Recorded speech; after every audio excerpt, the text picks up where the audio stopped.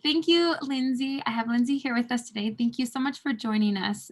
We are talking about a subject that I am not super great at, but that's why we have Lindsay. And so, Lindsay, I'll let her introduce herself, but our topic is math for today.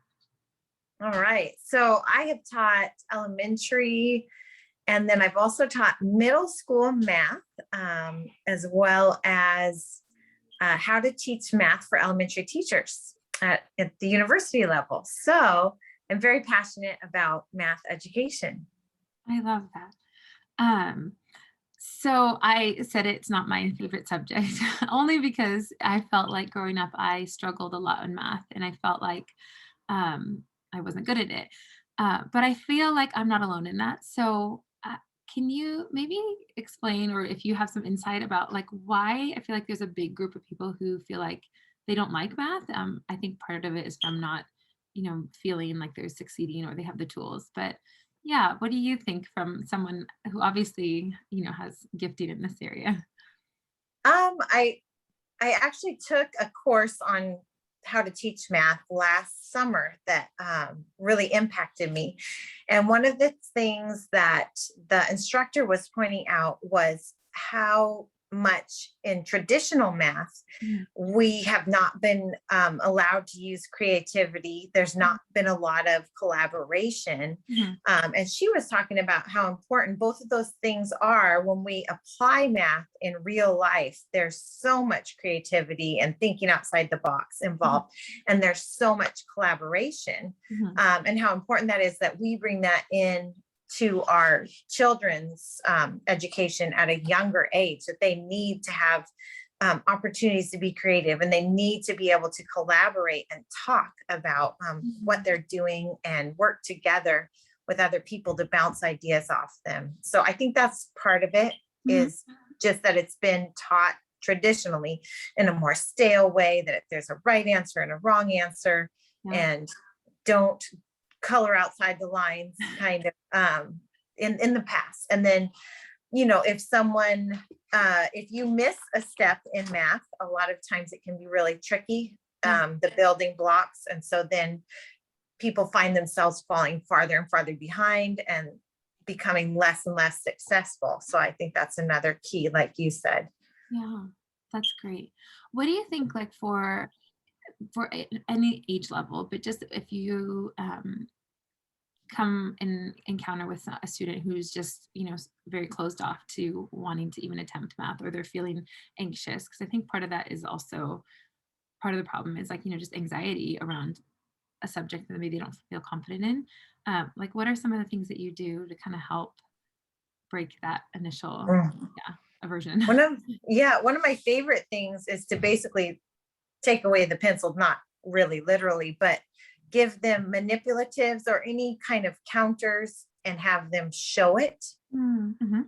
Instead of them thinking, I'm going to write on a piece of paper the answers, but let's show it. Let's play with some pieces and show this concept. And then also asking them, is there another way? And having them talk to their friends about it. Or, if they're at home, having them talk to their siblings or family members about it. I think involving real things that they can move around and talking about it, bringing those two things in, make a really big difference. Yeah, that's great. What about different age levels? Like, do you, because you have experience kind of at all the age levels, do you feel like you see certain things at each age level that maybe just in general, we kind of need to revamp the way that we're teaching or approaching it? Something that I feel like is actually improving right now, at least from what I can see, is just basic number sense and really understanding what numbers mean, what the number 23 means, how many different ways we can make it, how we can decompose it and then put it back together. So I feel like that's really improving, but I think that's the most important thing at the younger elementary age. And then Going into maybe upper elementary, middle school, the fractions and decimals, Mhm. percents, kind of how all of those are related, and really actually being able to visualize them in a million different ways on a number line, with not just a round pie, with a rectangle, with a square, with as many different ways as we can think of it. And just how useful Mhm. those are in real life. So I think at the upper elementary, middle school, those are really, really important. And my husband is a teacher as well. And we talk about this often, where it seems like there are so many kids in high school who are taking these upper level math courses, but when they have to apply basic seventh grade math skills to something that they're doing in his class, which is all kinds of computer things, but designing 3D printed materials, when they have to make a scale, they have to scale something either larger or smaller, they can't tend to find those skills that they learned back in seventh grade. And those are the ones that you really need in real life. And so I have a concern with that, is that, do Yeah. we really understand what we're doing in math at those middle age levels, or are we just trying to push through and get to the higher math as fast as we can? And so I think really making sure that we understand what the concepts mean and what they look like, and Mhm. thinking of them in different ways, I think that's really, really important. That's really interesting. I think about growing up, and feeling like math was just, taught in one way. Hmm. Even like hearing concerns from grandparents, like when I was teaching, like grandparents who were raising kids, feeling frustrated, like, what is this new math that we're doing? Like, why can't we just teach it the way it is? It's just, there's just one way to do it. We should do it this way. And I think it can feel, even like as a homeschooler, like, do I really need to learn all these different ways to do like a simple math problem? But I think the way you're explaining it really, I think would it would be helpful for parents to hear that, because the method of explaining things, like visualizing it, or trying a problem and attempting in different methods, there's benefit to it, even though it's super tedious. It can feel tedious compared to Hmm. maybe the old style, of Yes, what math yes. look like. And but it's really hard, because I know with all these, we're teaching a million new strategies. Sometimes I feel also like kids don't have time to just practice and Mhm. master the skill. Yeah. So it is such a balance, because sometimes I feel like, especially someone who's really struggling, Mhm. they sometimes just need the tools of the algorithm. They just need the steps. Sure. And then maybe after they do it for a while, practicing, practicing, practice, then I wonder, do they need to go back and really try to conceptualize it after they've had a chance to Mm. practice it? That's kind of a question that I have.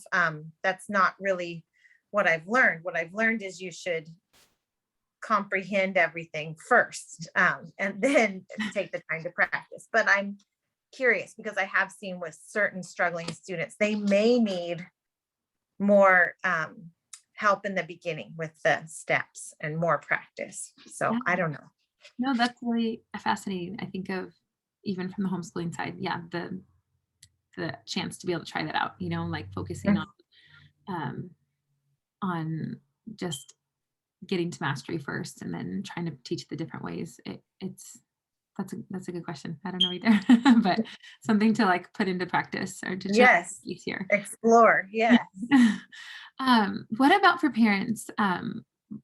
What do you think would be really helpful? Just like maybe simple, if maybe if we just touched on like preschool, elementary, Mhm. middle, and high school, um, just simple things that parents can do that can help their kids maybe with number sense, or just grasp math in a better, maybe more full way than, Mhm. yeah, I think would I be so I helpful. think one idea that I love, I read an article about it years ago, was telling math stories at night. And we Mhm. often are used to reading books to our kids at night, reading Mhm. stories, telling stories. But they talked about how there's so many warm, positive feelings associated with reading, but with math, it's all clinical and correct answers. And but we can kind of bring back that warm, fuzzy feeling with our Mhm. kids when Mhm. we are telling math stories. And it could be at night, it could be whenever, but kind of turning it into a story and maybe asking them questions so they can visualize animals, a certain number of animals in the tree, and then more join, and how many animals are there now, or whatever. But Mhm. just turning it into a story, something they can picture, and you can make it as exciting as you want. But times that you can come together with your kids and bring that warm, fuzzy feeling into math. That was one suggestion that I really liked. That's great. And then some more preschool, all through elementary. Mhm. There's so many different games. Even any board game that you play, almost any board game involves so much counting Yeah. and counting on. There's so much to it. And so any kind of games often will involve some kind of number sense or counting.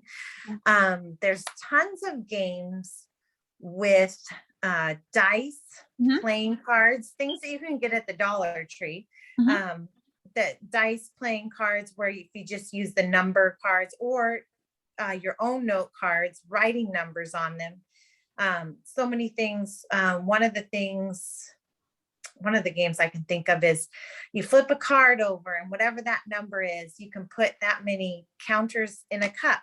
Mm. And then you can flip another card over and put that many counters outside the cup. Mhm.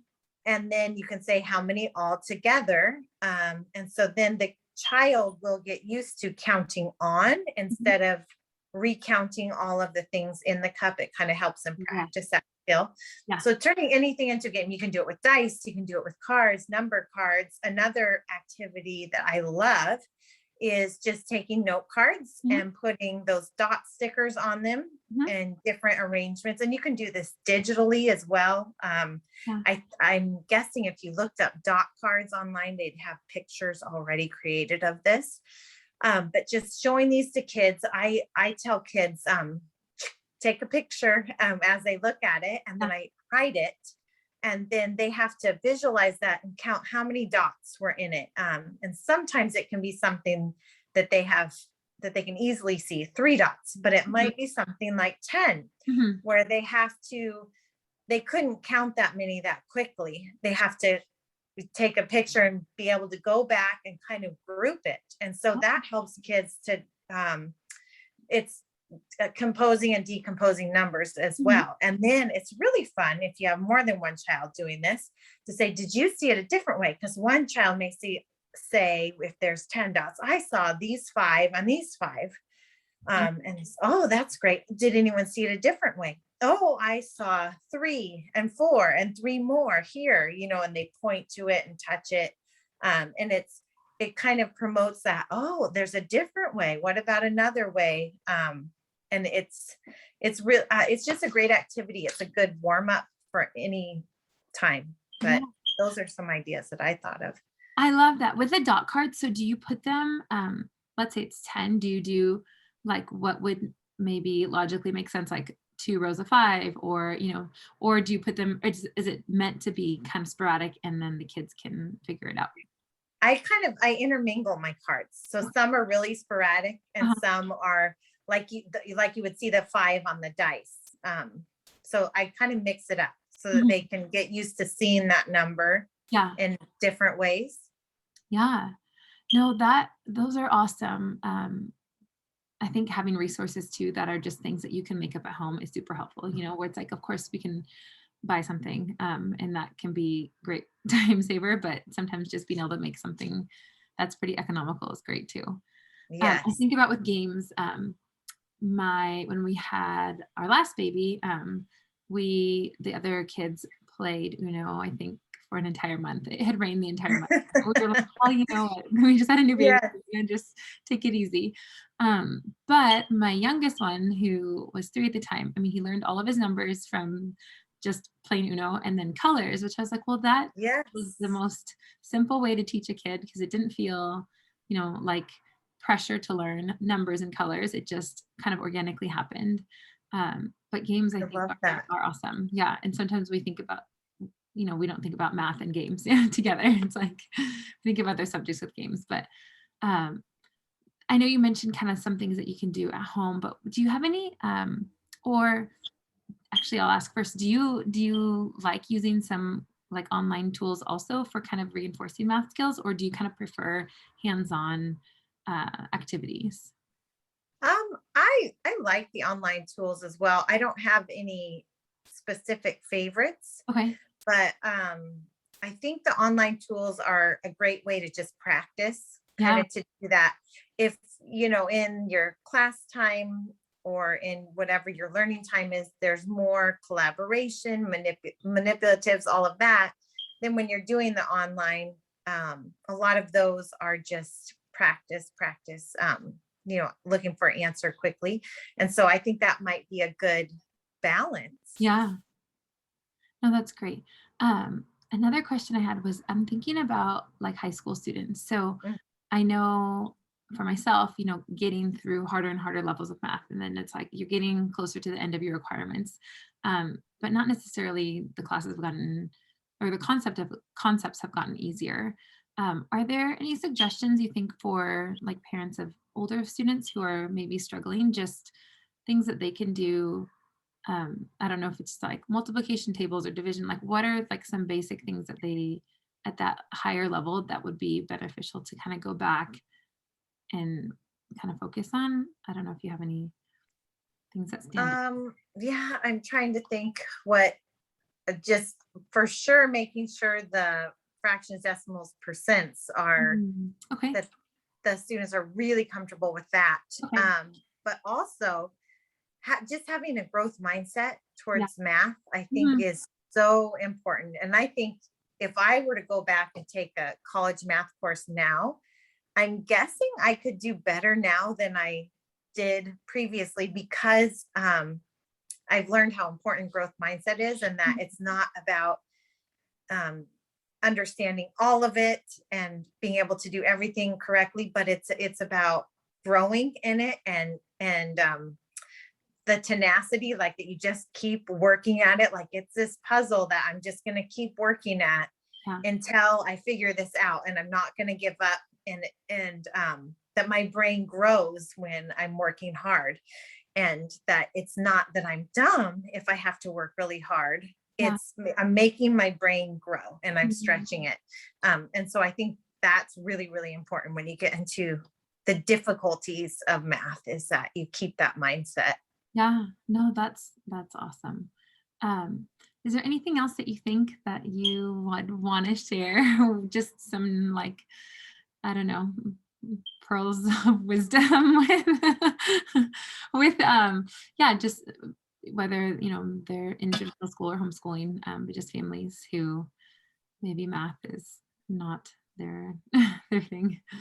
I can't really think of that much other than like one little thing Yeah. that I think that you know and use math more than you think you do. Mm, And so to just share that and to talk about it and have discussions when you're shopping, when you're yeah. planning, when you're budgeting, have these discussions Mhm. with your kids, and that's going to help them understand math more than you realize, and that you use math and know math more than you realize. Yeah. Um, and it's not just about these time tests that we used to do. It's about understanding and applying it. And Yeah. so if you can share that with your kids, I think that's the most important thing. Yeah. That's great. Even when you were mentioning fractions and percentages, I was like, yes, how many times a day or, in your real world that you use that? And I remember in math class, I mean, I feel like in any class, kids being like, why are we learning this? Like, will we ever use this again? But Yes. really letting them see it for themselves, how much they actually will, for the rest of their lives need to use this. Hmm. So that's great. Lindsay, thank you so much for joining me and You're sharing your welcome. wisdom about math. Thank I you know for this having me. is helpful. I'm excited for everyone to listen. Thank you. Thanks. All right. Later. Goodbye. Bye.